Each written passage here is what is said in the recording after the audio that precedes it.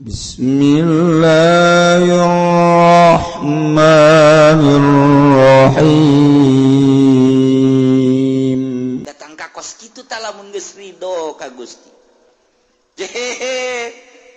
Wa mamati paeh abdi ridho. Siap mun paeh kuari ridho. Ditana mah ridho. Aju kuari mun paeh. Teu kumaha ngomongna nyaingnya.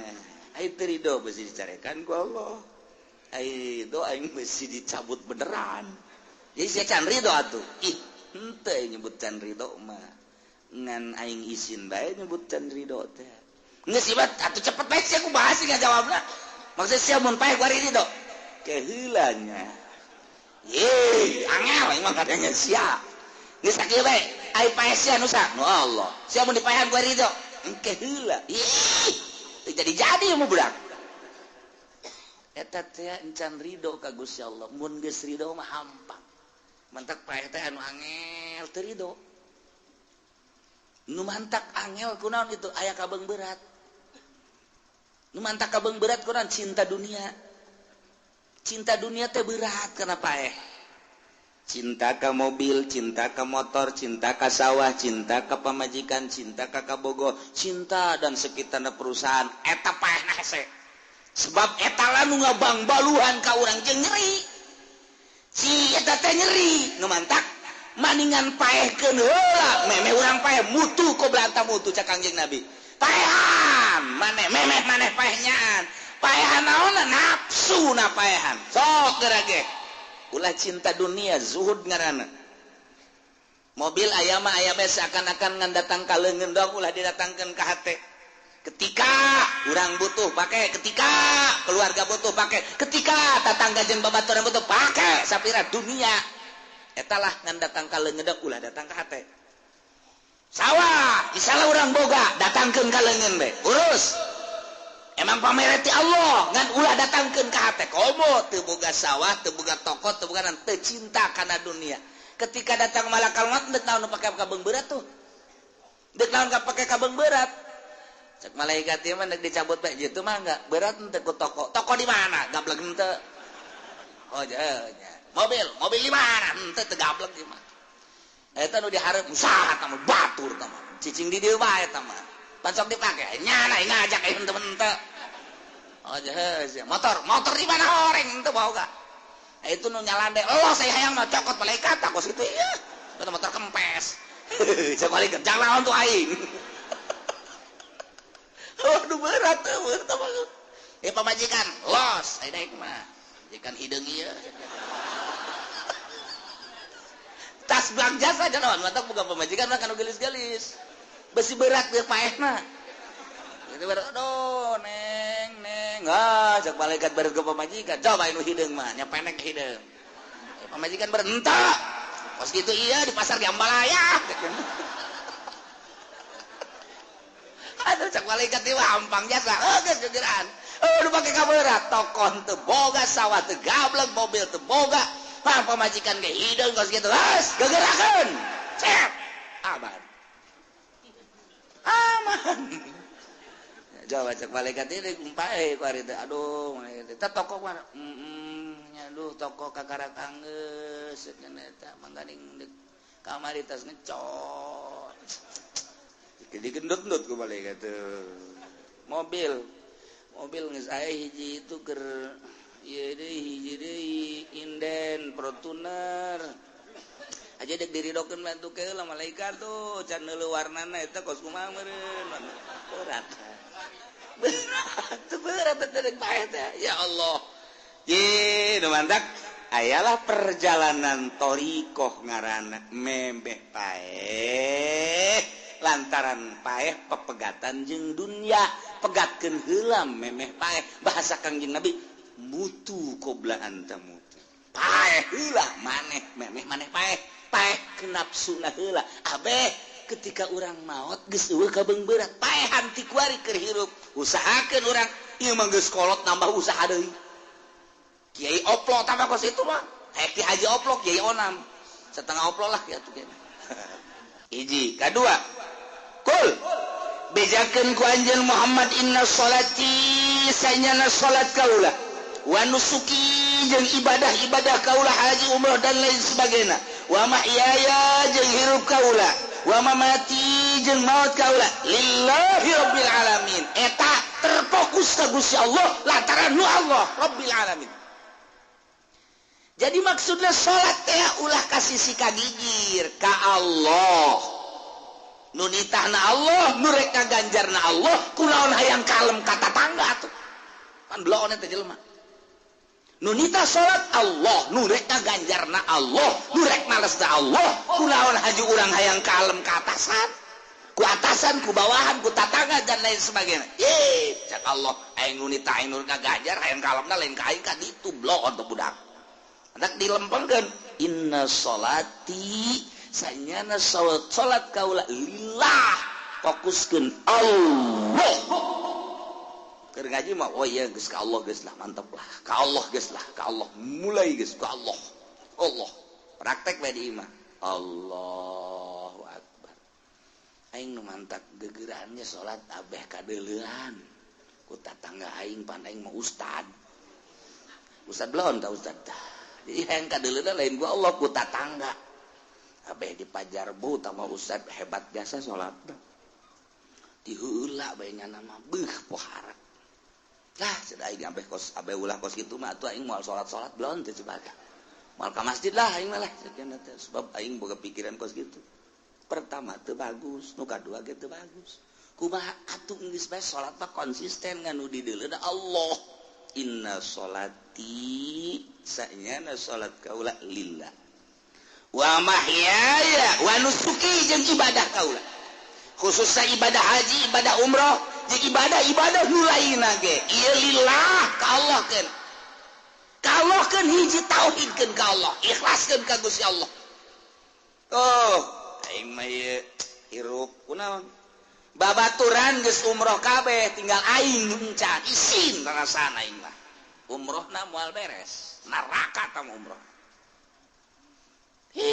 tinggalin aing ku babaturan kabeh geus alal umroh geus sararaji tinggal aing doang aing aing mah dipaksakeun ka jeung kuku aing mah ku isin we ku babaturan geus umroh kabeh aing encan nu nitah umroh babaturan apa Allah sih atuh Allah nama pan atuh sia ka babaturan atuh ngan eta kan babaturan ngaranna ge lain nu nitah umroh sah atuh Allah aja yang kalem aku sah ya bagi dua siapa kuat eta teu beres tah kos kitu teh ulah tah hiji be Allah nu di deuleu inna sholati wa nusuki Allah wa mahyaya hirup abdi teh lillah milik Allah deg di ka Allah ngomong mah bisa ya hirup abdi paeh abdi deg di ka Allah keun kajen kumaha sebab nu Allah pokoknya abdi mah rela paeh hirup di jalan Allah oh kok mau tukang pidato di luhur panggung mantap jasa eta bos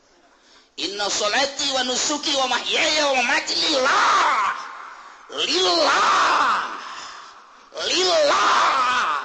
balik tadi amplopan lillah ai lillah sia kawana eta yes eta lillah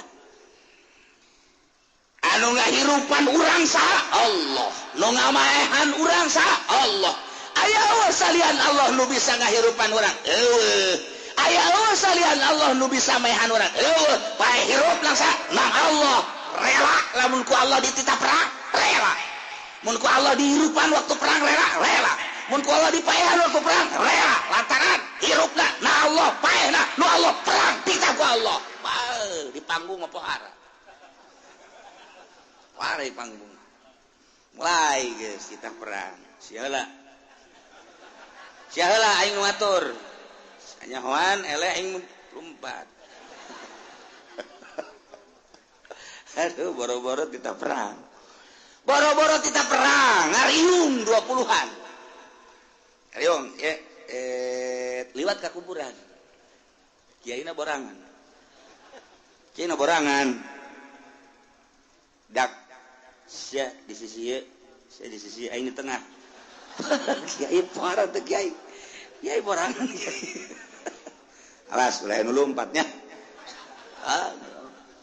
geus ulah nu lompat sia tenang ulah sieun jadi nama geus pahieun orang hirup ulah geus teh lihat kaku urang babacaan we teh kiai gusak bural kiai nu meuti lah cak santri panjana nu pidato cenah sakira ulah lumpat cara lumpat ieu lah betatangkeun itu panjana sorangan goblok sia lain tuturkeun aing sieun jadi santri serba salah emang ini borangan mah kos gitu pernah terjadi kiai borangan zarah teh Pak zarah di masjid ngampar can salat isya jam 12 hiji kiai kan salat tengah masjid ngeunaheun kan loba santri loba jamaah aman cekna aing sholli fardhu isya Allahu akbar Bismillahirrahmanirrahim alhamdulillahirabbil alamin lantaran santri ngadenge kiai salat mundur hiji-hiji kan isin kan santri kala luar kan menang sarakaat tinggal setengah deui kiai sial aing nu mantak di tengah geus sia kunaon kala luar kiai bingung kiai mudah-mudahan we datang ka anggeus mah ulah kabehan keluar caknya mah menang 2 rakaat tinggal saparapat deui kala luar ka BJ atuh aing ditinggalkeun sieun caknya deui ka 3 rakaat santri kala luar kabeh can anggeus salat euy cakela kunaon kala luar teu anggeus datang ka tahiyat blon teh kiai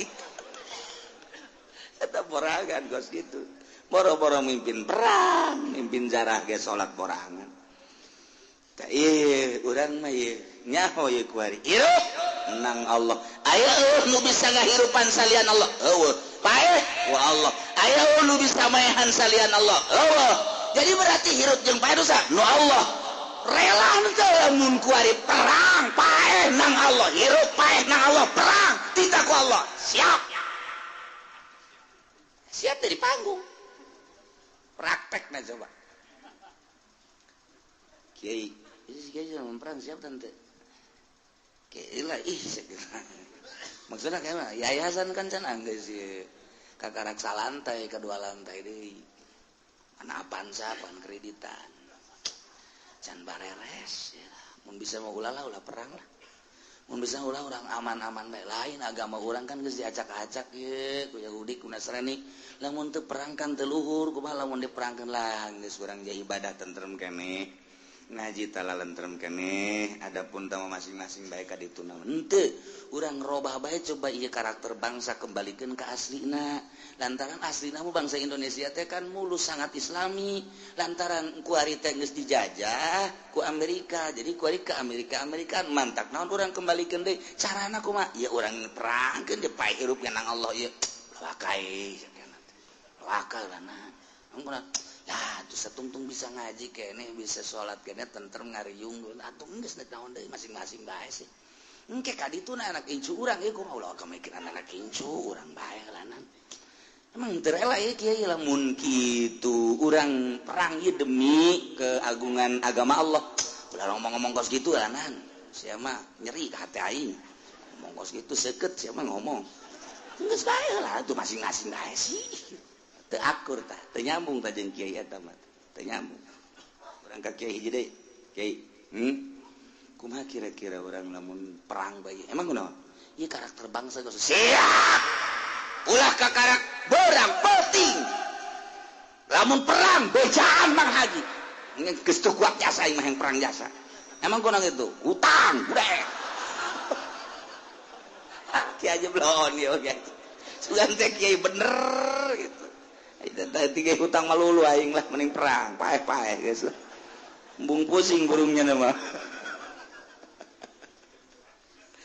ya bahkan kercarita ja perang mah teu bisa dihayu-hayu teu bisa diembung-embung jadi Irak ya atuh meureunanan hate hayangeun perang teh teu embungeun kumaha perakna bae di Syria ge teh hayangeun teu embungeun di Mesir teh hayangeun teu embungeun tapi kan situasi meureunanan nah anu ngadukung karena perang teh lantaran aya kepentingan politik lah ekonomi lah budaya lah agama lah terjadilah ketidaksinkronan tersebut ya perang jadi urang atuh teu nyaho Allahu alam kumaha kahareupna atuh warisan aja diembung-embung ge aya wae perang bae dihayang-hayang diulah pan henteu bae tamaja Allah nu ngatur ieu mah urang keur carita doang kabeh ge Allah nu ngatur awak urang ge ieu teh kos urang nu ngatur Allah nu ngatur sing hade berangkat ti imah ka dieu kemudian urang diuk di dieu asanang urang mun masih kene asanang urang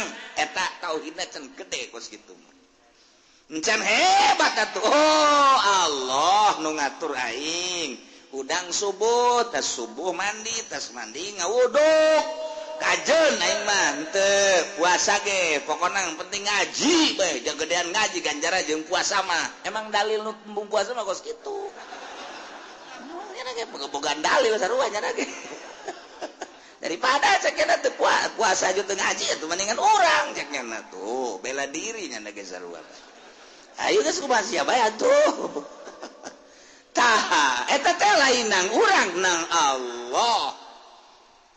Allah teteh kanyahoan menang Allah nu diperjuangkeun ku urang kandas ketika urang gering urang muriang urang berusaha ka dokter urang teh berusaha ka dokter ngaranna ikhtiar terus ka dokter makin hari makin tambah makin hari makin kritis makin hari diperjuangkeun supaya ieu sehat pulih kembali kahayang Allah lain perjuangkeun ku sia tandas ya cak Allah paeh kajen ku kumaha ge oh berarti ikhtiar teh aya di kalangan urang anu dhaif di kalangan urang nu bersyariat mangga masalah ngan mun urang kos kitu bae teh teu daek ngageser malah ngeunah ibadah malah yang kira ibadah bantak peting sholat peting tahajud peting maca Quran maca sholat ngeunah kageser perasaannya lain rasaan sorangan anu sholat teh lain asa dibabawa kusaha ku kuntilanak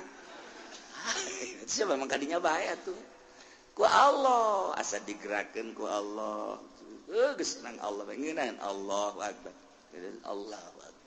Allahu akbar ngeunaheun lamun urang nu boga perasaan urang nu salat capek geureun salih sunat tahajud di rakaatain Allah sejaga ulah salat tahajud 2 rakaat musafir al-bawan bar bismillahirrahmanirrahim alhamdulillah subhanallah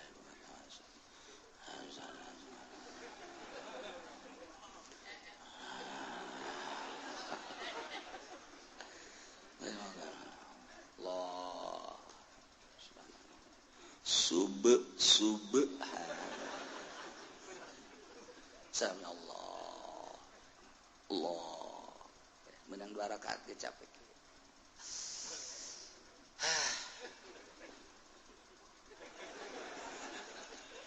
capek lah sebab dah asa urang mah sakumaha urang sih tanaga urang sakumaha kakuatan urang sakumaha capek urang lamun ngadenge Tuan Syekh Abdul Qadir Imam Abu Hasan Asyadzili Imam Izzuddin salat teh 100 rakaat saeutik bisa kos kitu urang mah 2 rakaat bae ku capek-capek teh atuh perasaan lain nya mah geus asa ku Allah bae nya mah ngan saukur pas lang layangan dipaenkeun tah ku nu mentangna set ka dieu set ka ditu tunggu sia oh kenyan ka luhur kasisikeun oh pegat lalayangan pegat layangan pegat urang mah pegat nah paenkeun ku Allah tajud asa ku Allah Allahu akbar deui Allahu akbar deui Allahu akbar deui Allahu akbar geus cuma 4 diuk reup PS udang jam 7 ai subuh ka mana subuh leugit subuh tahajud mah meunang 20 rakaat subuh ya Allah, keur carita Allah. Abe mantep di jero hati. Inna sholati sanyana salat kaula. Lillah lantaran nunita salat nurek ngaganjar kana salat Allah kalokeun. Wa nusuki ibadah hajina umrohna ka Allah keun lillahi rabbil alamin. Nunita haji jeung umroh Allah nu ngalaksanakeun mere tanaga ge Allah mere biayana ge meunang Allah dikalahkeun wa mahyaya hirup urang nu bisa nyeun hirup iwal ti Allah maka hirup urang teh dikallahkeun janu Allah relakeun hirup teh kallahkeun nemantak lamun urang geus dikallahkeun hirup datanglah bulan Ramadan eta bulan Rajab sunah puasa misal puasa urang lapar ja lapar ge dititah ku Allah jahil lain dititah ku Allah mah aing mah henteu teu puasa lantaran dititah ku Allah kajeun lapar ge tah urang teh kuari hirup aing ieu nu Allah kuari dititah ku Allah laparna ge nang Allah aing ridho dibere beuteung lapar sebab dititah ku Allah ketika datang ka jam 10 asana teu kuat cek ini lah cek kiai ge sakuatna wah ada cak kiai ngeunaan sama kiai ngeunaan sama guys 10 Allahumma laka sumtu amantu gitu lak daret ngarokok beres eta teh sarua jeung teu ridho dititah lapar ku Allah sarua gitu kan sok geura ge bayangkeun sarua jeung lantaran nyana embung lapar watak beuteung teh lapar sarua jeung abdi Gusti teu ridho kana parentah puasa Gusti lantaran karasa lapar abdi teu ridho di laparan beuteung abdi sebab beuteung abdi kukurubukan dina kukurubukan beuteung abdi teu ridho sarua jeung nentang ka Gusti Allah nah sarua jeung kitu tah lamun dibayangkeun kurang ieu tah wa mahyaya hirup urang teh nu Allah ketika nu Allah pasrahkeun sadaya-daya ka Gusti Allah tah urang teh lamun ditaliti ku ahli thariqah mah bejauh jasa urang selalu demo ka Gusti Allah demo urang teh teu ridho panari dina berthariqah mah tasawuf kudu ridho bae ridho teh artina sesuai jeung perintah Allah nu wajib nu sunnah sesuaikan jeung perintah Allah urang ulah aya nentang ka Gusti Allah lapar setik ya Allah ya Rabbi abdi dititah puasa ku Gusti dilaparan ge ku Gusti abdi ridho parentah Gusti pas ka beuteung abdi lapar ridho abdi Allah mau ningat oh nang aing pan sia dilaparan teh ku aing sia ridho kana parentah sunah aing luar biasa angkat derajatna naik sia ka luhur ke aing diragakeun deui ge mun hayang luhur teh teliti kurang setik teliti ibadah teh tadi teliti setik kurang loba teu ridho udang penting dua aduh tunduh aduh saha nu teu tunduh atuh jam 2 mah jak KPG tunduh jam memena kan nonton TV heula kan tunduh tuh Gusti abdi moal kuat salat tahajud tunduh abdi deh SD bae Gusti atuh teu kudu ngomong sia tek naon udang cek Gusti Allah ku aing diudangkeun geus eta aing deuk neuleuh karidoan sia datang ka mana tuh SD atuh geus sakitu kitu da bae geus moal ditaekeun ku aing pangkat sia ketika urang tunduh terus kacai wudu bandi wudu salat Allah tunduk Gusti abdi aya diparentah Gusti salat tahajud ku Gusti abdi dihudangkeun ge saha nu bisa ngahudangkeun jauh emang urang hudang lain ku Allah dihudangkeun ku Allah ulah bajar nang urang begitu urang hudang jeung woi kurang aing bisa hudang cak Allah bolon teu budak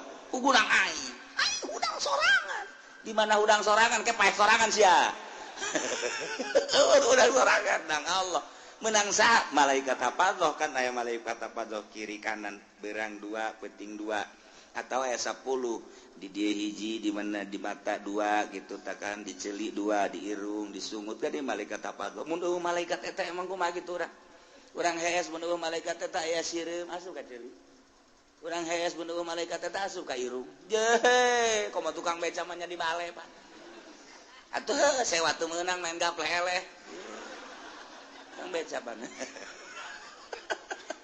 datang ka ieu disarekan ku pamajikan atuh blod tukang beca mah tuh salah ngabohong bebejana deuk narik didorong gede bohong tuh budak dorong ulah narik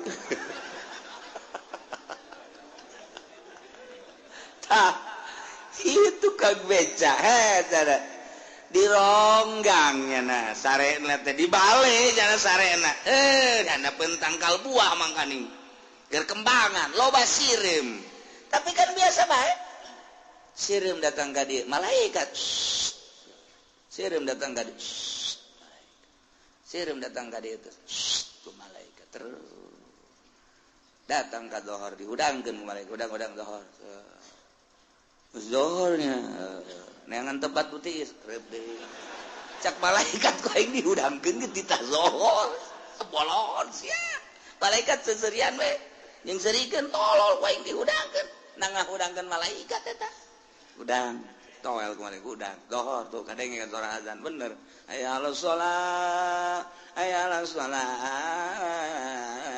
aki-aki mazum aya ala falah cek tukang beca teungeun teh budak azan dah SD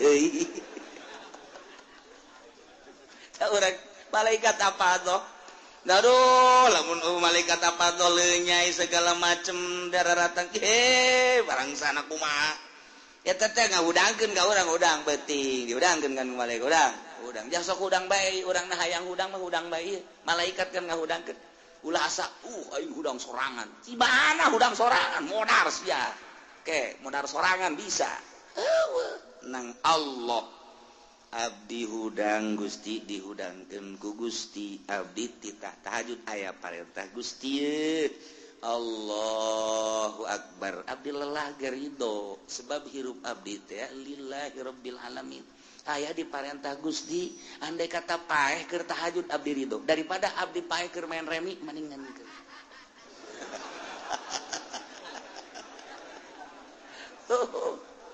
aya di parentah Gusti ridokeun tunduh abdi ridho dibere tunduh ku Gusti lantaran ieu abdi keur aya di jero parentah Gusti tak kuari urang diuk di dieu ye haju panas abdi ridho Gusti panas ye lantaran keur aya di parentah Gusti ngan laparna teu ridho ye lantaran kikiritikan ye Gusti tah aya keneh bae panas nama ridho da di jalanan lapar nama teu ridho ridokeun paeh ge kajeun Gusti abdi mah keur ngaji ieu kajeun abdi mah paeh ge prek paeh beneran sia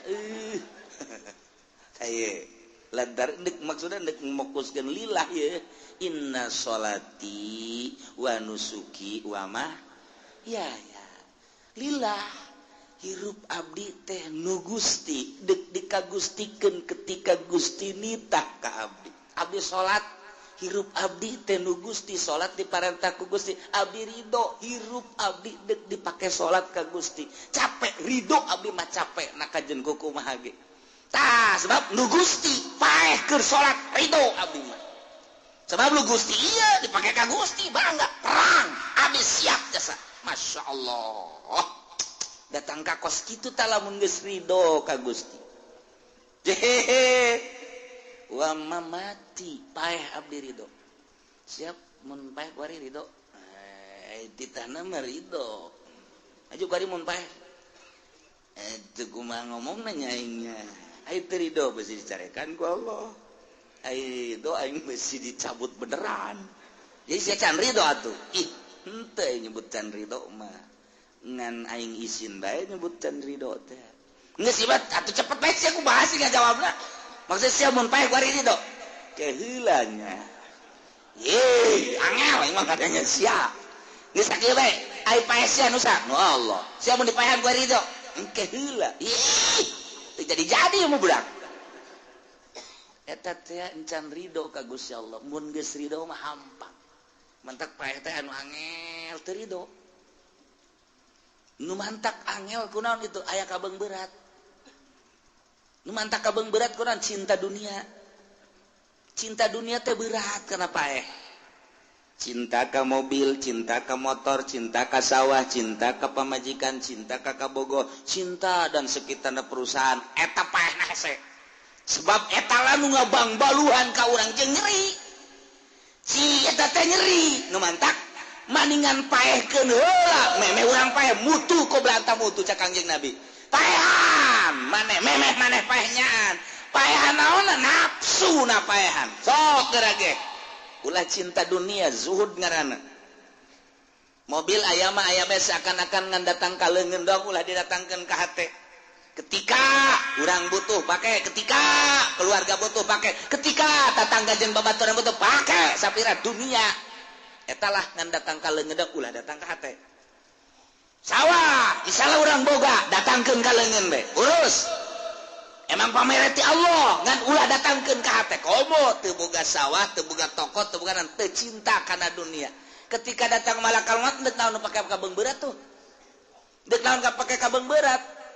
Cek malaikat ieu mah deuk dicabut bae jitu mah enggak berat teu ku toko. Toko di mana? Gablek henteu. Oh nya.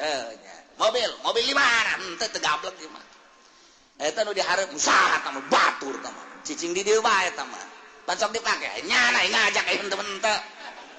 Oh nya. Motor di mana oreng henteu boga. Itu nu nyalande Allah saya hayang mah cokot malaikat takos kitu ieu. Eta motor kempes. Cek malaikat jangan untuk aing. Aduh berat tuh. Pamajikan los ayeuna ieu mah. Majikan hideung ieu. Tas belanja saja naon mantap bukan pamajikan mah kanu gelis-gelis. Besi berat geus paehna. Itu berat aduh neng. Cek malaikat berat ke pamajikan. Coba anu hideung mah nya pendek hideung. Pamajikan berat henteu. Kos kitu ieu di pasar Gambalaya. Aduh cek malaikat ieu hampang jasa. Geus gegeran. Nu pake kaberat tokon teu boga sawah teu gablek mobil teu boga. Pamajikan ge hideung kos kitu. Geus gegerakeun. Cep. Aman. Coba cek malaikat ieu kumpae ku ari teh. Aduh malaikat teh toko mah. Aduh toko kakarat anggeus cenah eta mangganing kamari tas ngecot. Digendut-gendut ku malaikat teh. Mobil geus aya hiji itu keur ieu deui hiji deui inden Fortuner. Aja dek diridokeun bantu ke lah malaikat tuh can neuleuh warnana eta kos kumaha meureun. Berat teh paeh teh. Ya Allah. Ye, nu mantak ayalah perjalanan thoriqah ngaranna memeh paeh lantaran paeh pepegatan jeung dunya pegatkeun heula memeh paeh bahasa Kangjeng Nabi mutu qoblaan tamutu paeh heula maneh memeh maneh paeh ke nafsuna heula abeh ketika urang maot geus eueuh kabeng berat paehan ti kuari keur hirup usahakeun urang ieu mah geus kolot nambah usaha deui Kiai Oplo tambah kos itu mah Ki Haji Oplo Kiai Onam setengah Oplo lah ya tuh kan iya urang teh akan geus kolot mah geus mulai dipreteli geus mulai kuari dicoplok-coplokeun geus mulai ka ditu kaliang lahad deuleuhan teh supaya paeh teh aman ulah aya kabeng berat di jero hate preteli urang dek perpisahan jeung dunia perpisahan terakhir nu bakal moal noel deui mobil moal ditoel deui sawah moal ditincak deui imah moal dinikmati deui kumaha urang bakal didadahan ku kabehan bakal selilana terus datang ka kiamat perpisahan total terakhir mun berat keneh cilak mantap kuari keur hirup dipreteli ku urang kacinta urang terhadap dunia iyalah thoriqah mulai dunia mah dunia bae satungtung urang di dunia pasti bae urang hirup aya di dunia jeung makhluk pisahkeun hate urang teu pati resep ulah diresepan teuing lalaunan moal bisa sakaligus total moal bisa engke sinar ilahi nu nyorot ka jero hate lalaunan mantak kukula sok sering dibeja-bejakeun mun urang endek meuli baju kabeuli nu 1 juta turunkeun nu 500 bae ulah terlalu cinta maksudna kabeuli nu 1 juta ge moal nu 500 bae geus ieu kabeuli nu 500.000 teh kabeuli aya nu 250 meuli nu 250 bae turun tah ka cinta urang teh ulah terlalu ka ditu neuleuna ka handap bae urang bisa meuli nu 250.000 tapi aya nu 100.000 bae perlu meuli boeh bae kongkoyangkeun ka dieu geus urang ka masjid make boeh bae Allah euy paji kunaon aing geus asa paeh bae hirup ieu geus moal dijahit-jahit deui malah geus pake poe bae geus diajak dagang mal anjing asa geus aya di bibir kuburan aing mah hirup eta mal ngariung geus terus geus aing mah geus inget poe geus cekelan bae itu aya rangda di aya rangda onam oh masalah si anak mah sabaraha eta masa kedanyakeun anakna keneh blon loba tah ieu deuk carita wa mahyaya wa mamati maot teh nu Allah lain urang jabuktina aya jelema anu nginum racun endahan cager panyakitna jan paeh mah kos kitu encan waktuna mah tuh lamun kamari keur carita kejadian dijili kejadian naon gitu ngaranna gempa bumi kemudian aya jelema dijero 30-an kok aneh teu paeh sabulan dijero teu paeh 30-an sabulan teu paeh dijero jadi kumaha eta asal lapar jol aya Syekh Nazim datang ka dinya mimiti nama terus ngobrol ka belah dirina datang deui Syekh Nazim nu kamari maot teh selama 1 bulan dijero nyana teu aya hayang dahar teu hayang nginum teu hayang biasa bae seger ketika taneuna dikerukan kalaluar sabulan dijero menang saha saya jaritakeun anak teh ketika tsunami Aceh dah geus lupa yang mata manu biasa ieu mah jelema ahli Allah kan di jero teh endahan ngobrol jeung jelema neuleuhan lauk di jero ieu lauk anu teu karasa keur tsunami begitu rek beak cai kakarak nyana oh ieu tsunami nang saha ulah ora hese teh kos kitu teh dibalikeun perasaan ku Gusti Allah can waktuna paeh mah teu bae can waktuna paeh mah teu bae sanajan teu perang, teu tsunami, teu gempa di luhur kasur, make AC. Udangkeun ku pamajikanna modar bae. Nu mantak inna sholati wa nusuki wa mahyaya wa mamati lillahi rabbil Allah. Ulah sakokok teuing ka awak urang. Ulah dihokan teuing awak urang ketika aya perintah Allah laksanakeun. Ulah hook, udang penting asa aing mah gering isuk hook jasa berarti ka awak. Emang usaha si awak eta. Ayo nu saha si awak nu Allah ayo hirup nu saha nu Allah pada tu teu daek laksanakeun perintah Allah kesel na nafsu datang perintah perang ulah awak nu Allah awak aing nu Allah hirup aing nu Allah paeh nu Allah aing deuk laksanakeun perintah Allah kitu bae suleh sese berangkat minggu ka mana dia ngaji kita kuda Allah ditah ku saya ngaji ku Allah awak Allah dititah ku Allah ayo kita tuh kurang bensin nanti duit itu aing ka Allah cak pamajikanna sial tah pamajikan blon ayo titah ku Allah maka Allah ka ditu los teu kudu usaha ka Allah bae los ka haji ka ditu geus beak teh hunting beak dijualan ka Allah keun pamajikan blon nyungkun eta pamajikan ketika datang perintah Allah ulah hook jadi hook bae ge bae bae dokter Sony Tangerang ahli jantung Sony ahli jantung nyana tukangan nasehatan hati-hati jantung mah ini hati-hati yo tukangan nasehatan ya tidak boleh kaget tidak salah makan dan lain sebagainya nyana tukangan nasehatan pas keur nyieun resep akan Gusti resep Sony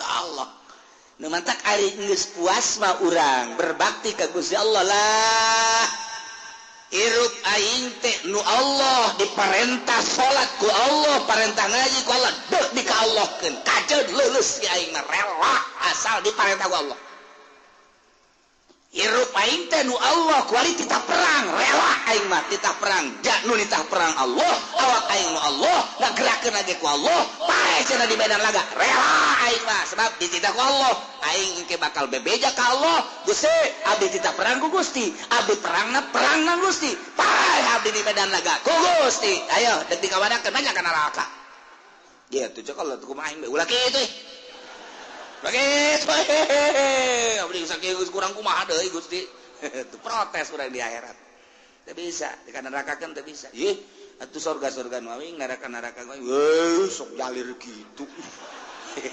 Kurang bisa protes ka Gusti, bisa gitu Gusti. Jajak Gusti cenah ai rela ka Gusti bade dikasorgakeun. Emang si hayang ka surga? Ya disebut hayang sia teu isin nyebutna. Ngan atuh ka neraka mamanya. Terserah Gusti, pantesna ka mana abdi?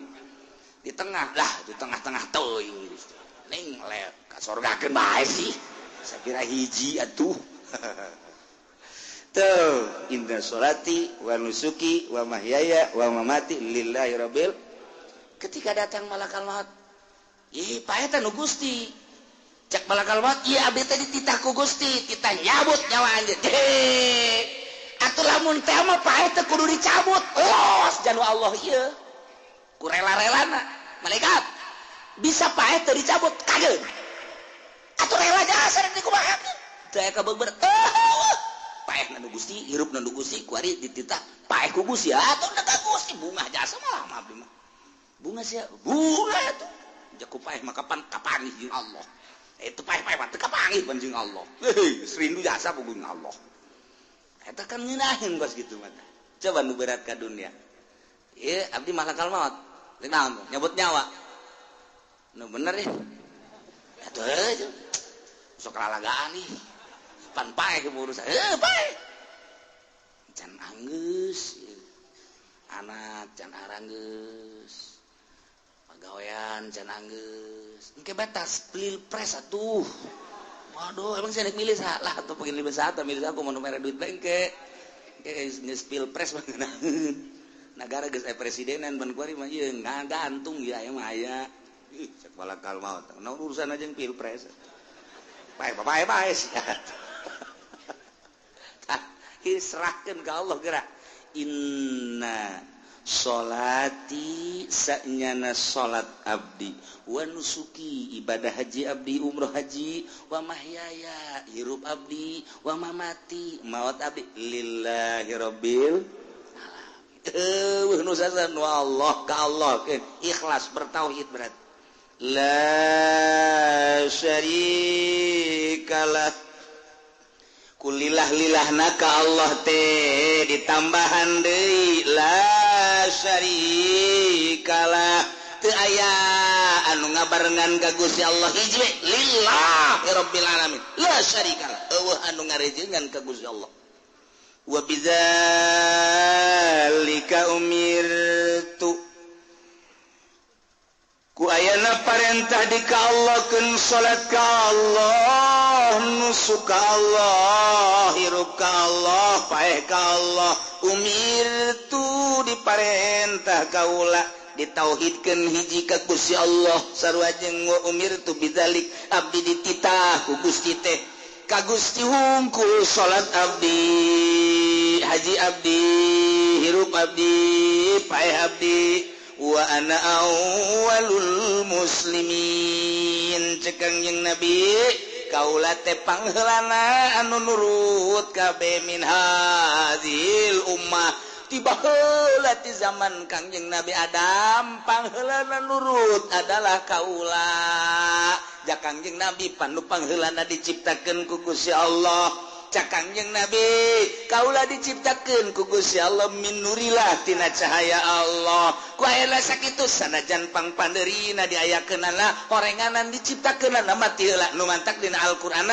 wa ana awwalul muslimin pangheulana Kangjeng Nabi teh jentulna hungkul Kangjeng Nabi Adam ti heula padahal pangheulana mah Kangjeng Nabi Muhammad sallallahu alaihi wasallam mantak Kangjeng Nabi kuntu awwalal anbiya'i fil khalqi wa akhirahum fil ba'si kaula pangheulana para nabi nu diciptakeun para nabi mah mimitina Kangjeng Nabi Adam somohon abdi pangheulana kuntu awwalal anbiya'i abdi nu ti heula fil khalqi diciptakeun ku Gusti Allah wa akhirahum fil ba'si pang panderina dikaluarkeunana diutusna mendak Kangjeng Nabi ngomong nahnul akhirunal awwalun yaumal qiyamah wa nahnu awwalum may yadkhulul jannah kaula nupang akhirna diayakeun ka dunya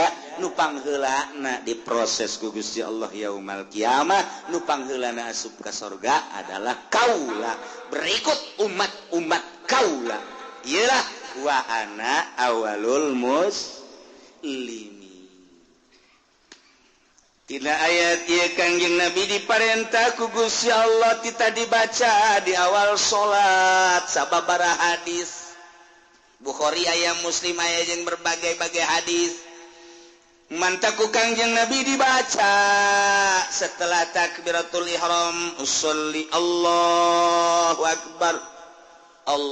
akbar kabira walhamdulillahi katsira wa subhanallahi bukratan wa inni wajjahtu wajhiya lilladzi fataras samawati wal ard hanifan musliman wa ma ana minal musyrikin inna salati wa nusuki wa mahyaya wa mamati lillahi rabbil alamin la syarika lahu wa bidzalika umirtu wa ana awwalul muslimin.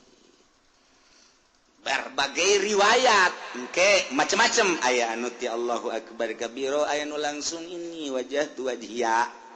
Jadi kita urusan para mujtahid nu ngaijtihad nyuplikna menang ti hadis mana ngan aslina Al-Qur'an nama ieu inna sholati wa nusuki wa mahyaya wa mamati lillahi rabbil alamin. Imam Ghazali Imam Syafi'i mah menang nyokot ti riwayat saja ieu nu dicokot Allahu akbar kabira walhamdulillahi katsira wa subhanallahi wa tawasila inni wajjahtu wajhiya lilladzi fataras samawati wal ardi hanifan muslima wa ma ana minal musyrikin inna salatu wa datang ka selesai. Tapi Imam Malik mah lain langsung ti inni wajjahtu wajhiya lilladzi fataras samawati wal ardi hanifan muslima wa ma ana minal musyrikin inna salatu wa nusuki.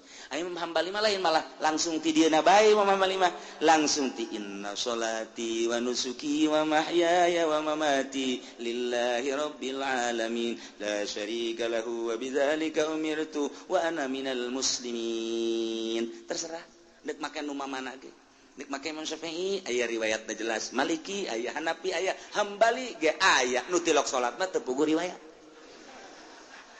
mana tuh tuh nah iyalah Masya Allah ayat ieu dibaca ku urang di salat nu mantak ketika urang maca ieu ye sok fokuskeun geura ka Gusti Allah begitu cek urang inni wajjahtu sa'nyana abdi menghadap abdi wajhiya ngaharepkeun awak abdi lillazi fataras samawati wal ard ka Allah nu ngadamel 7 lapis langit 7 lapis bumi. Inni wajjahtu wajhiya lillazi fataras samawati wal hanifan muslima lurus tur pasrah wa ma ana minal musyrikin inna sholati sa'nyana salat abdi dan nunita salat ge Gusti wa nusuki ibadah haji abdi umroh abdi janunitah nage Gusti wa mahyaya hirup abdi janu ngahirupkeun nage Gusti wa mamati jeung maot abdi janu ngamaotkeun ge Gusti lillahi rabbil alamin. Ieu milik Allah nu Allah adet di ka Allah keun abdi rela Gusti kajen kukumaha ge deuk di ka Gusti keun janu Gusti la syarikalah teu aya anu ngarejengan ka Gusti mah wa bidzalika umirtu emang abdi diparentah teh kudu ka Gusti bae wa ana minal muslimin ai di dieu mah wa ana awalul muslimin. Jadi urang tah mulai tina takbiratul ihram haju doa iftitah ge geus papasrahan ka Gusti Allah ngeunaheun kan moal aya ke nyalimpang moal aya nyalimpang sholli Allahu akbar kabir motor di mana ditunjang dan teu budak aduh remna blong lah itu beres tuh budak apa ganti bae tuh motor sih cak Gusti Allah sih salat sih apa kerja di showroom salat sih kos kitu Pata di siap maca inna sholati wa nusuki wa mahyaya wa mamati lillahi rabbil alamin. Isin da urang geus ikror make sungut kunaon hate ngolebar isin ka? Isin mantap fokuskeun ti mimiti didinya. Abeh mantep. Ih moal kebel urang hirup lamun urang geus dibere ngeunaheun salat geus beta mah sorga be. Ngeunaheun jasa asal geus dibere mimiti dibere hayang be pantah. Hayang be ka salat teh hayang. hayang sarajan keur di jalan ge geus dohor tancennya ye hayang tah geus dohor tancennya geus engke bae atuh aduh cak babatur teh tadi nanyakeun teu kararagok lah kalotor ieu baju lah engke bae ditiir hijikeun ditiir emang sate ditiir Masya Allah mimiti hayang geus hayang dibere terbiasa kadituna tah lamun trek we dibere ngeunah geus mantep jasa ngan eta mah ngeunaheun mah tah rahasia Allah pamere Allah khusu ngaranna hese eta mah teu bisa diayayakeun teu bisa dihusu-husukeun teu bisa eta mah pamere Allah bae kadang-kadang urang keur biasa-biasa net sunsuk aduh ngeunaheun amat tah salat aya kurang dirapih-rapih salat pakai baju bagus sorban bagus segala nembok sajadahna ge bagus anyar kabeh sajadah anyar baju anyar samping anyar kabeh serba anyar bagus lah kopiah anyar kabeh Allahu akbar abeh ngeunaheun ban maksud urang salat bareng deulitnya betur nu kos aing asa ngan aing doang sa masjid mah ieu nu kos kieu ya tolong khusus si kos kitu eta hese aya nu biasa-biasa bae anu mantak ge amanat tah aya amanat ti guru urang lamun pernah salat ngeunaheun make baju nu mana samping nu mana eta sing ada tah aya rahasiaan tah baju eta tah berarti tah eta meulina rada bener tah meulina rada bener tah urang kungsi rada ngeunaheun sanajan nu rupana jeung eta teu bagus tah eta teh rahasiakeun tah mata geus aya simpen kajenting nu bagus bikeunan ka batur teu husu aing make ieu aing teu husu make ieu blon ieu baju ieu yang menang pamere camat teu beres ieu oh ieu tah eta rahasiakeun baju eta engke jang salat penting beda ge kira engke aya karasa ieu guru toriko mah kos kitu cirian baju setiap baju ka baju ieu mah keur carit padahal mah urusan hate tapi nempel tah jeung baju urang kungsi ngeunaheun make baju nu eta set geus dirahasiakeun ieu mah ulah dikamamanakeun geus berarti salat penting pake ngeunaheun tah eta lain deui ka hate itulah Qul aghayrallahi abghi rabba wallahu billahi minasyaitonir rajim bismillahirrahmanirrahim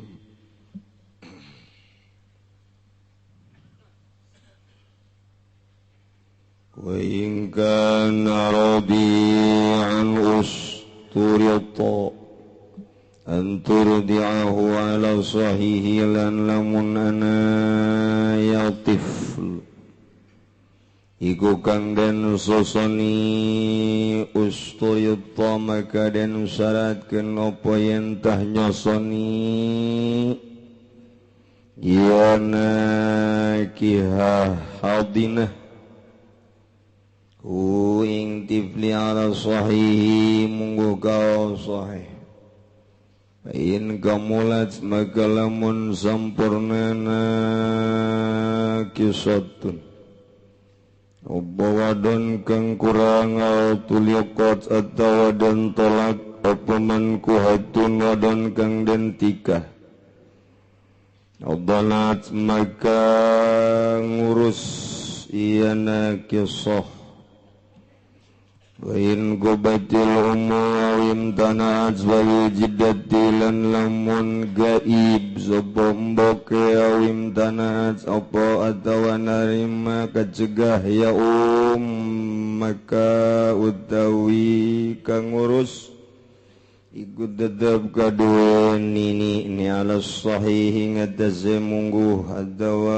ala sahih mungguh kawa sahih hadza kulluhu fi ghairi mumayyizin utawi kila iki mazkur sakabeh hadza iku tetep ing dalem liyane wong kang pinter wal mumayyizu in taraka abawa lan utawi bocah kang pinter iku lamun narima bisa sapa-sapa biang rorone yang mumayyiz kana makana yang mumayyiz indaman ikhtara ikut tetap ing dalam sanding wong kang milih yang mumayyiz minhuma saking karone abawa in kana biadihi majnunun au kufrun maka lamun ana ikut tetep ing dalam salah sawijine garone abawa apa edan o kufrun atawa kufur awarikun atawa gaula o fiskun atawa fasik o nakahat atawa nikah biskun atawa fasik au nakahat atawa nikah ya wadon ya mar'ah falhaqulil akhor maka utawi kaul hak ikut tetap kadue kang weweneh maka utawi kaul hak ikut tetap kadue kang weweneh.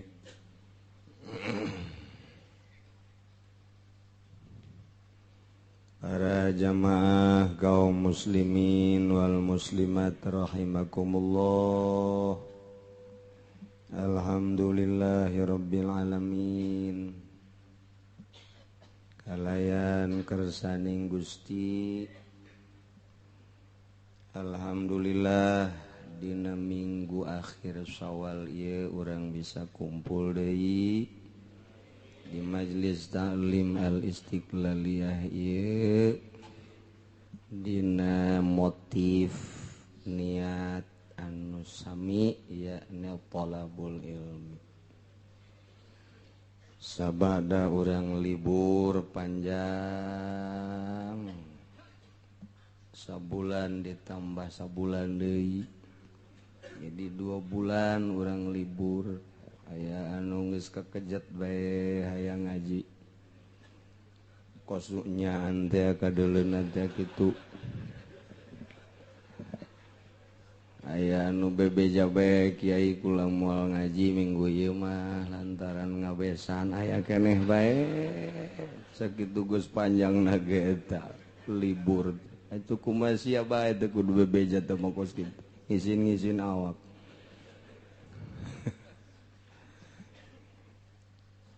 tuluy di sajeroning 2 bulan teh ternyata tetangga urang bahkan aya nu bapa urang nu ma urang nu anak urang nu babaturan urang maot nu urang ge tinggal nungguan waktu doang urang doakeun Bapak urang nu geus ti heula di heulaan urang emak urang nu geus ti heula di heulaan urang tu keneh anak urang dulur-dulur urang tatangga-tatangga urang kawau-kawau urang ahli-ahli majelis nu di dieu nu ninggalkeun urang ti heula salila 2 bulan kamari khususna umumna ti samemeh-samemehna urang doakeun mudah-mudahan ditetepkeun iman Islamna dihampura sakabeh dosana dilegakeun di kuburanana dicaangkeun di kuburanana ditempatkeun dina ridho jeung rahmat Allah dibere naimul qabri ku Gusti Allah bi barakati umil Quran al-Fatihah. Bismillahirrahmanirrahim. Alhamdulillahirabbil alamin. Arrahmanirrahim. Maliki yaumiddin. Iyyaka na'budu wa iyyaka nasta'in. Ihdinas siratal mustaqim. Siratal ladzina an'amta 'alaihim ghairil maghdubi 'alaihim waladdallin. Ulang nuluikeun materi pangaosan urang nu ayeuna keur nyaritakeun masalah hadonah. Masalah hadonah teh artina pengurusan budak, pengurusan jelema nu teu istiqlal dina ngurusan dirina hifzu malayastaqillu ngaraksa ngajaga ngurus ka jelema nu henteu mandiri dina kahirupanana Ima budak keneh wa ima ilang akal lantaran tetap status manusia jadi kudu diurus khusus bab hadonah mah pengurusan dina urusan keluarga tetapi ngarembet geninganan mun geus eueuh nu ngurusan mah indung eueuh bapak kolot eueuh emak kolot eueuh mamang eueuh uwa ge eueuh geus eueuh gabeh teh nu ngurusan ka mana atuh da eta panjelema nya dipikeun otomatis kudu dibikeun pengurusanana ka sahibul wilayah ialah pemerintah. Hendak nyeun pemerintahanana nu bener, nu bisa ngurusan rakyat, nu bisa ngurusan rangda-rangda, terutama nu ngora lurah tama urusanan, kemenang aya rangda-herang, asal aya jahe, perebut lurah jeung lurah. Hampir ditembak lurah nu hiji ku lurah nu hiji deui ngan untung lurah mah babaturanana jeung babinsa jeung binamas jadi kerjasama jeung polisi ge siap cek cenah aing nge-backing sia lurah asal aing bere hiji jadi kerjasama bae tungtungna mah tah eta kosid aman lurah aman ngamankeun nu kolot polisi ge aman jadi bere ngan ge sarua bae jadi arah aman kabeh etalah tipe negara nu bokbrok tipe negara anu sakit tipe negara anu kritis diimpus di ICU ieu negara urang modal kos kitu mun ditanya kapinteranana pinter lurah teh luar biasa lantaran dokter Andes camat pinter tunggal leuwihan ti lurahnya ai bupati pan sakolana gede Walanda baheula teh ai gubernur atuh komo gubernur tama pan pimentrieun ai menteri geus teu kudu dicaritakeun menteri malanglang buana unggal nagara presiden moal dipilih presiden mun teu pinter atuh negara acak-acakan kunaon eta tanyakeun deui ka presiden jeung ka lurah kunaon negara acak-acakan dipimpin kuno pinter berarti pinter tengah jamin karena bener pinter tengah jamin karena beres lamun teu bener pinter tengah jamin karena ecreg lamun teu bener nu jelas negara orang dipimpin ku jelema palinter tapi teu bener iyalah negara orang keur gering keur diimpus negara orang teh waduh ngap-ngapan modar moal bahasa Mekah sagedeung deui asana ieu. Tuh nya. Atuh kieu bae cenah kiai gori mah urang neangan pemimpin nu bodoh di nu pinter ge sakieu ku nu bodoh. Atuh kudu nu kumaha atuh. Nu bener pokona mah. Saha atuh nu bener teh? Atuh kiai nu bener. Eueuh deui ai lain kiai. Saha atuh kiaina nu pas jadi presiden? Ya eueuh deui.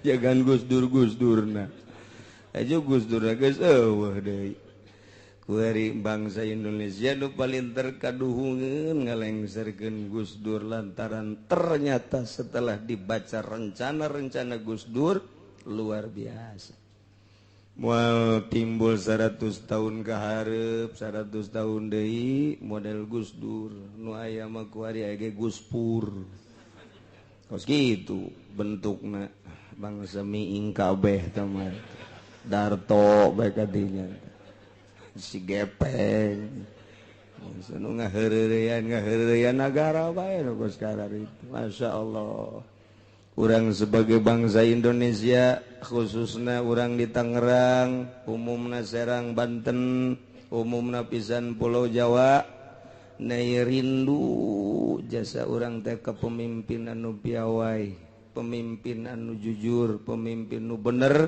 pemimpin anu bisa ngurusan rangda-rangda. Tenang cenah ngurusan rangda. Teh kudu konfirmasi ka kiai eta aya di kantong aing. Insyaallah nya tapi kajet aing teh urusan jadi kageja aya tulisanana di akhirat mah urang mah ulah miru puyeng ulah miru pusing urusan diri urang bae perbaiki perbuatan urang rapihan diri urang jujurkeun diri urang ulah waka mikiran nagara urang mah kuari mah ieu ngurusan imah tangga bae nu kolot jeung nu ngora bae rapihan mantep geus sakitu ulah waka mikiran nagara heula mikiran imah tangga urang bae nu kolot supaya ulah ngaco bae supaya ulah marah teh bisa nundeukeun nu kolot ge enggeus teh raja koang-koang teh mah geus pokona ai nyandung hayang ai ribut unggal poe teu beres sama kos kitu mun hayang atuh bebeja ai aya ilmuna ge geus cenah kieu ge can nyandung can nyandung itu mah lain naon sieun doang sebenarnya. Aduh, masya Allah, masya Allah. Sabira wewe itu bamai sebenarnya mah nyandung mah. Asal urang tas gilir bae memeh asup marah. Ya kitu potol. Nu kolot mah jadi marah. Kapiheulaan ban ku urang marah.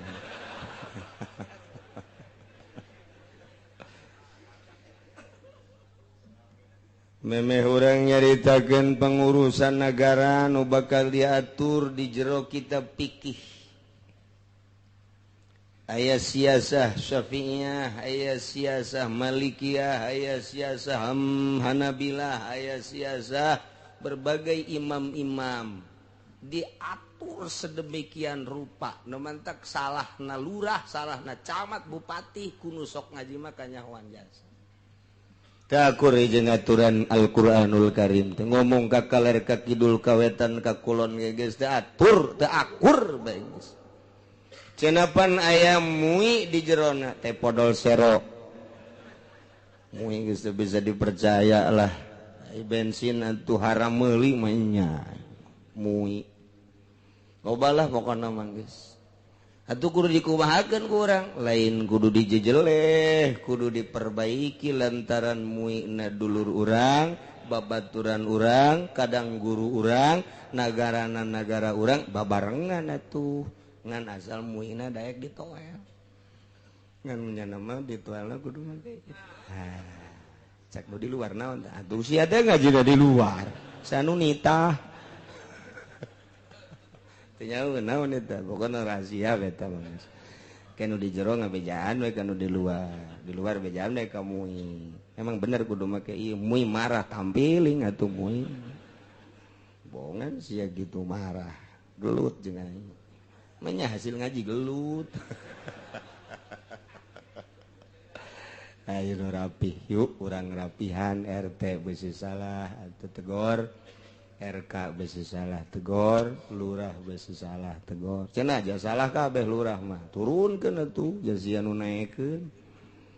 Baheulana pan dibere duit, jadi kuari itu bisa nurunkeun. Tah eta nu beratna kos.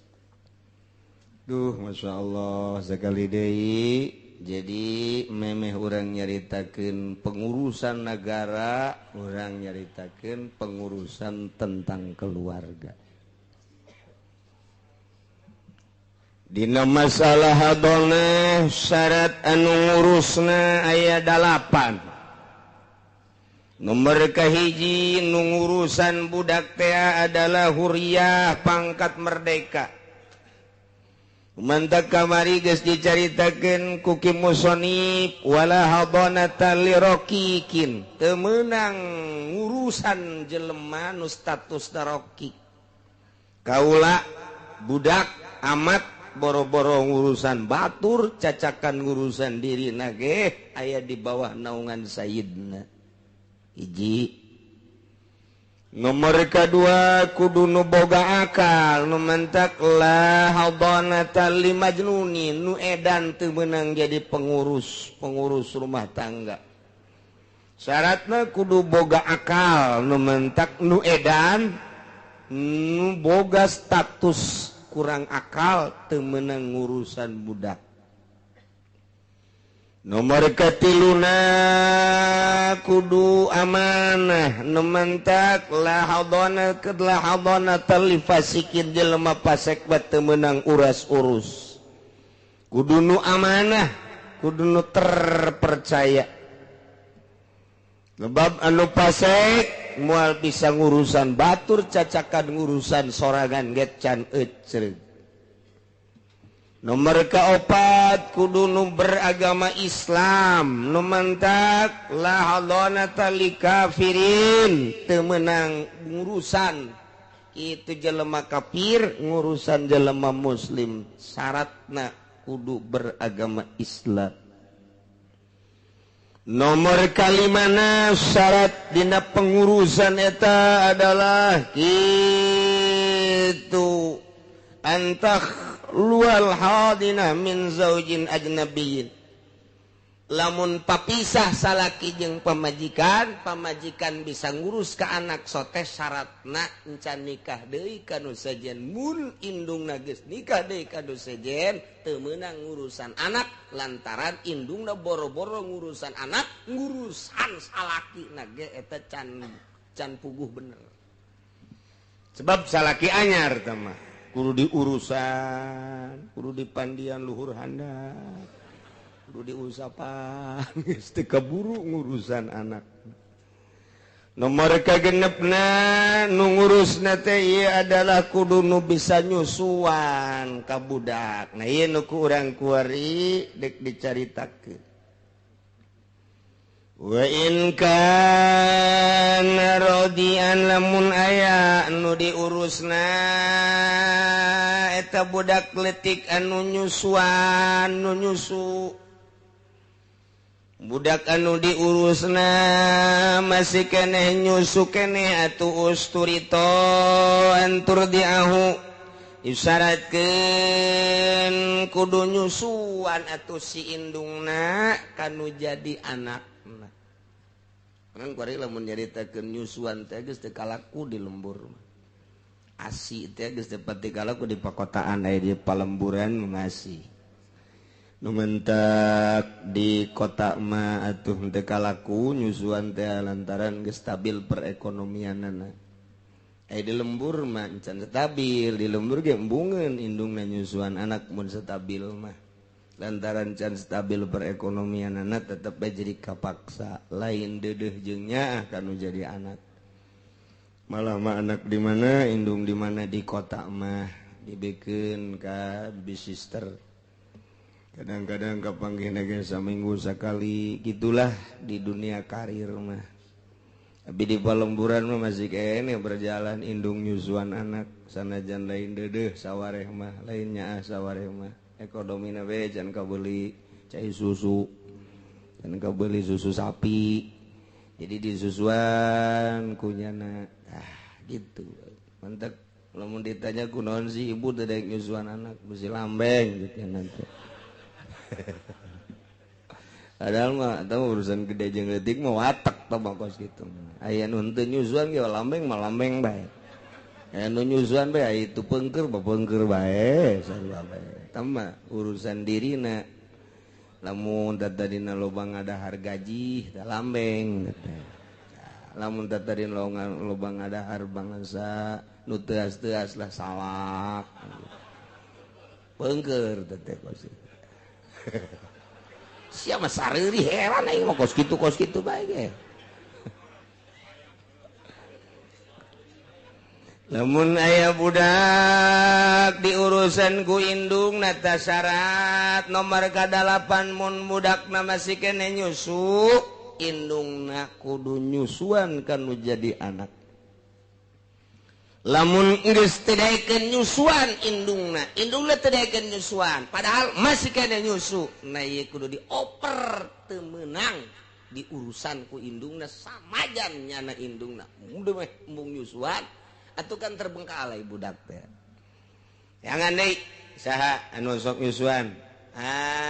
Jadi berarti dikulikeun nyusuanana cara di Arab. Kulikeun. Ta eta teh kos kitu teh supaya rapi aturan imah tangga teh. supaya benar-benar budak teh ngarasa diurus kudu jadi indung supaya benar-benar budak teh ngarasa aya dina naungan indung tah eta mun budak masih keneh nyusu maka indungna disyaratkeun kudu daek nyusuan kudu nyusuan syarat nomor ketujuhna alayakuna bi maradun daimun ulaya dai ngurusana teh gering mun diurus ku indungna ulah gering kabeneran indungna teh barang tas pepegatan jeung salakina padahal ieu indungna butuh ngurusan anak ai prak indungna setruk boro-boro ngurusan anaknya ngangkat leungeun gitu bisa setruk eta teh teu bisa diurus ku indungna oper kan menjadi bapana katujuh nomor kadalapan alayakuna a'ma ulah aya nu ngurusan budak buta bisa raragagan ka sumur kabehan buta indungna ternyata atau ku bapana diurus bapana ge buta budak teh leutik keneh can nyahoeun jalan teh lamun buta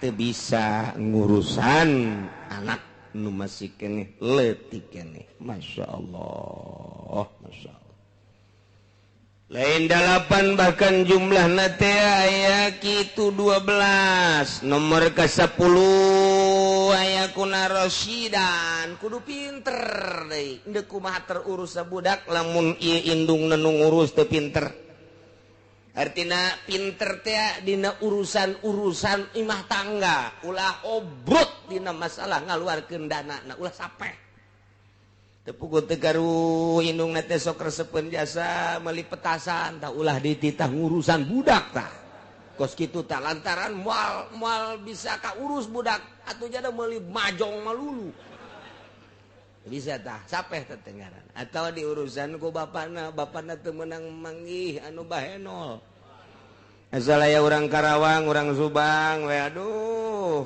anu beureum biwirna atuh duit lain ka anak kadinya mal beres teh ngurusan sapeh teh nu kitu ngaranna teu meunang ngurusan budak teh nomor ke-11 alayakuna mugbilan ulah aya nu ngurusan teh jelema anu sok pohoan jasa poho malulu poho asal diteuneun budak dihareup ka jero imah ai tadi anak aing di mana nya budak asal diteuneun poho masyaallah teh menang nu kos kitu nomor ke-12 na nu ngurusanana ulah budak leutik lantaran ieu mah urusan wilayah urusan pengurusan mah kudu anu dewasa geus kudu anu pinter dina urusan imah tanggana jeung kudu anu pinter kudu ulah budak leutik kudu nu dewasa ta etalah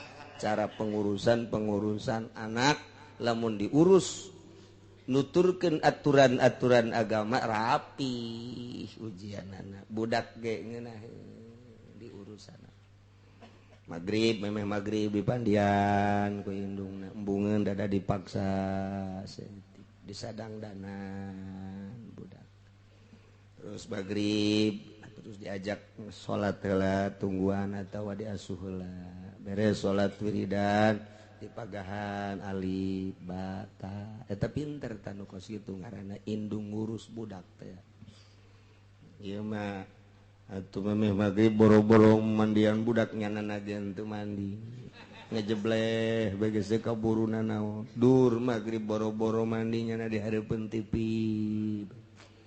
aju anak dage atupan milu cileuh singgerendo teu mandi terus boro-boro salat mandi ge henteu ta eta ngurusan budak model kitu moal beres sedengkeun di lembur teh hampir karitu di Lampung mah kitu teh aju tepak wari ka Bitung kitu deui itu moal beres tak ngurus budak teh mantap geus gedena tuh heula pemandangan di televisi gede saeutik memeh sakola SD geus main HP caram budak ulah main HP ulah Abah ge geus korban HP itu sebenarnya. Emak ge korban HP sebenarnya. Kunaon emang emak ge ieu bobogohan deui gara-gara HP. Pepegatan jeung Abah sia teh ieu gara-gara SMS-an mah ieu korban HP. Nah, eta kuduna emak bisa ngadidik anu jadi budak. Oh, pes. Insyaallah nya teh jadi lamun budakna ieu nyusuan nyusu keneh susuan ku indukna. Oh. Pain kamulas nakisatun nawatul ikotsman kuatun hadonat.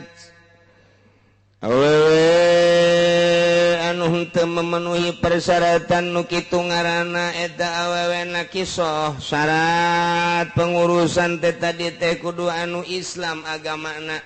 Kemudian kuari indungna kafiroh berarti statusna nakisoh. Kuari kumaha lamun kakurangan tersebut jadi sampurna. Andai kata indung anu kafir nu teu meunang urusan budak teh kuari asup Islam. Ta indung nu asup Islam teh kuari mah jadi sampurna. Nu tatadina kafir kuari jadi muslimah. Ta eta mah jadi kembali meunang urusan.